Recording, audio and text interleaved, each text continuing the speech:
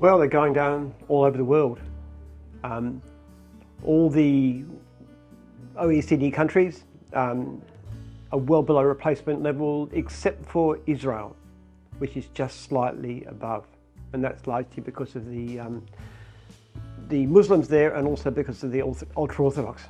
But it's a problem generally. Eastern Europe is particularly bad, and the worst cases of all are in East Asia. Japan, China now, South Korea. South Korea is about 0.8 births per minute. It's about a third of what's necessary to replace population. So these countries are just dying. Well, there's problems. I mean, overpopulation is one thing, but the problem, if you stop having children, eventually your society will die. Now, if that's something that you want to have happen, then I can't argue with that. But I think our societies, our solutions are worth preserving. The other problem too is when you have a rapidly shrinking birth rate, you have more and more old people attempting to be supported by less and less working age people. And that's bad for, well, it's bad for the economy, but it's also bad for people who can't get care, for example. Who's going to look after all the elderly when there's no more children, there's no more young people around? I think it's mainly a personality issue. It's a matter of behaviour. People have children because they want to have children, because they like children, because they enjoy children, and they don't have children because they'd rather do other things with their lives, which is understandable. You know, you can spend more, you can travel, you can buy better cars, better houses. The trouble you get is when you get so many people thinking that having children is a bad idea, or you don't want too many or too late or whatever, it does create a sort of a social pressure. I know one of my daughters probably wouldn't mind getting married and having children. She's quite young, early 20s, but the social pressure, oh, you can't do that. It's just, other people would look at you and think you were strange. So it does have an effect. But then back in the, say, 1950s and early 60s, for example, it was normal to have children. People just thought it was the right thing to do. And actually, in fact, if you read accounts of people at the time, they did surveys of women. They said women who had children and were largely at home in those days felt sorry for women who didn't. They just thought they were missing out on something. Yeah, loss of religion it's a cause, but it's really part of the same process. People are going away from, belief in family, belief in your nation, belief in principles, to one where we just believe in pleasure and having fun and enjoying ourselves and what makes me feel good now. No, it's not good for society, it's not good for individuals, it's not good for anything. We need to get back to a stage where we live for people other than ourselves. And there's a lot more satisfaction in that. People say it's the reason, but I think it's a rationalization. It's like somebody says, oh look, I'm such a noble citizen of the world, I'm so concerned about it that, I'll spend my money on flying overseas trips and buying an ultra expensive car and a giant house and all the consumables in the world because I'm saving the planet by not having kids. Well, you're not saving the planet, you're just spending money in a different way, in a very selfish way, in my point of view, and enjoying yourself and thinking that you're virtuous. Well, technology creates wealth, and what causes birth rates to drop is money, is wealth, and urbanisation. And that's just not the case of the modern world. This was the case, say, in the late Roman Republic when the birth rate was dropping. It's the case of, if you look at elites throughout history, like the Chinese scholar gentry, you find that very fertile peasant families become wealthy, become merchants.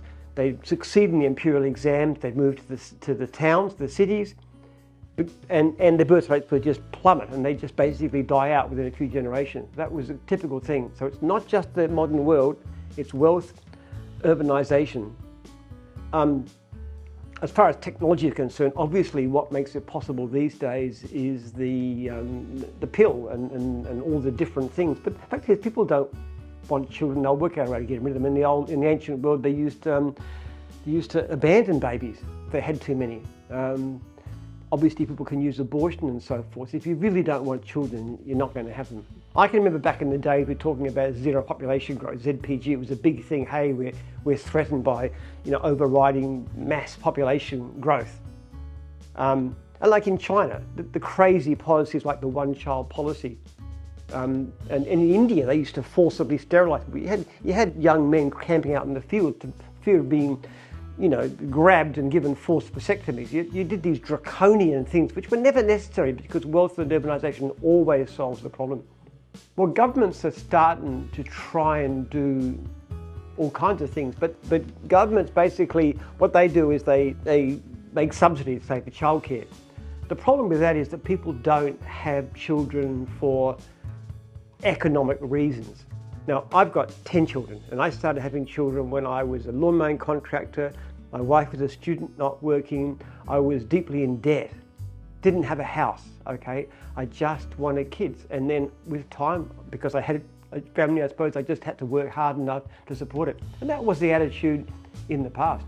People these days, they need to have, savings, they need to have houses, which are ridiculously expensive. And then children come maybe when they're in their 30s, which is often too late because they just can't have the children they want. Look, some people are happy with it. Some people want to see the end of a society. They think it's better if we all die out. I mean, I can't argue with that. That's their emotional point of view. I think more and more people are starting to panic. People are starting to worry now. I think just over the past few years, the collapse in birth rate in so many countries, and it's not just getting the Z population, it's going down way below it. In a lot of countries, it's basically about half the level. You need 2.1 children per woman to maintain population, approximately that. Some people not have children. We're now down to, a lot of countries down to 1.2, 1.1, South Korea like 0.7, 0.8. So there is starting to be a sense of panic about this thing in certain quarters. And I believe with time, this is not going to reverse. This is going to get worse. It's not going to improve. You're going to have birth rates slipping more and more, and people will start to worry more and more. Yeah, Elon Musk is a spokesman for natality, and he's obviously given a good example there. If my research could get the funding from one billionaire or one national government, you probably solved the problem within 5 years. We're spending in the region probably $2 to $3 million a year coming from my business. That's all into baseline scientific research into the beneficial effects of food restriction and how to bring them about. We just need one funding source and this problem is solved. I think it's part of the decline and general collapse of civilization. I think that's what's going on. As to preparing, what can you do? I don't think it's irreversible. And this is the point. I think we can do something about it because we've done a lot of studies on rats, for example. And one of the interesting things is we're looking at the effects of mild food restriction, which is the opposite to what's happening in society. So instead of having over-plentiful food, you mildly restrict food. And what you find when you do that is the mothers become a lot better at mothering. They actually spend more time with their infants. They build their nests better. They gather them back into the nest. They behave very, very differently. And in social environments, you actually find that in multi-male environments, you actually find that the infants have a higher survival rate because they're so much better looked after.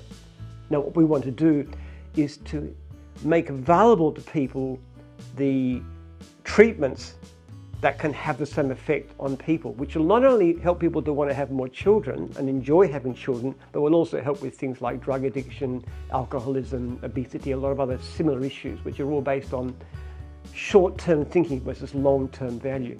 What actually is happening is we're trying to reverse engineer the effects of food restriction. We know if we food restrict animals, they behave in ways that are good for the species, I suppose you might say. They look after their young better, they're more interested in their young, they're more exploratory, they actually, in a sense, in human terms, they're more hardworking, they're more innovative, they're better at problem solving. There's many beneficial aspects. So we can't get people to restrict their eating, that's not possible. So what we're trying to do is to have some effect. Now there's various ways of doing it. One of the effects we're looking at is pheromones. Food restricted animals actually give out a sort of smell, and if you expose rats to the smell, to the bedding of food restricted rats, they tend to act as if they're food restricted to some extent. So we're looking at pheromones that can influence behaviour, and that's known to be an effect. We're looking at potential drugs that can do it. We're about to launch a project where we're actually mass screening 100,000 different drugs looking for epigenetic effects associated with food restriction. So we're just doing masses and masses of different treatments. Some of these new weight loss treatments like Wegovy could actually potentially have this effect. And down the track a bit, we are looking at CRISPR as a possibility. Now CRISPR is a way, These changes, the effects of food restrictions, are basically epigenetic. They don't change the genes, but they change the way the genes function. In effect, if you consider a DNA as a sort of a series of little taps spitting out proteins, what epigenetics does is turns the taps on or turns them off. So we have a fairly good idea now of what the epigenetics of food restriction looks like. And so down the track a bit, it should be possible to get a target to go into that particular gene and say, turn it off and turn this one on, and actually change behavior in a fundamental way. And I stress this is something that people would choose to do because there will be multiple benefits in terms of well-being, treatment of even things like mental illness. There's lots and lots of benefits to this kind of food restriction idea. It's good for mind, it's good for body. The message I give is that children are fun. They're really joyful. They're one of the most meaningful, joy-giving experiences you can ever have in life. It's a sense of purpose in what you do with yourself. I think one problem is people have the wrong idea of what being a parent is about. They think to be a parent, you've got to actually spend all your time and money on effort and costing them and ferrying them to place after place and watching them, the helicopter parenting thing. There's a lot of studies now that suggest that's actually very bad parenting. That one of the best things you can do for your kids is to let them go out and play with each other in groups. They actually learn more than they do from endless classes. In other words, children need some care and discipline from you, but they don't need you to be there every second of their lives. They're actually better off if you can just back off. Let children play. There's wonderful books like The Anxious Generation by Jonathan Haidt, which has just come out, which talks about the problems with modern parenting. Parents are trying so hard to do so much that they're making their children weak. And at the same time, they're putting a huge burden. They're taking the joy out of being a parent. There's a wonderful book called Selfish Reasons to Have More Kids too, which I really enjoy. And the thing about it too is that children need space, they need time, they need to be able to play freely, but they also need limits from parents.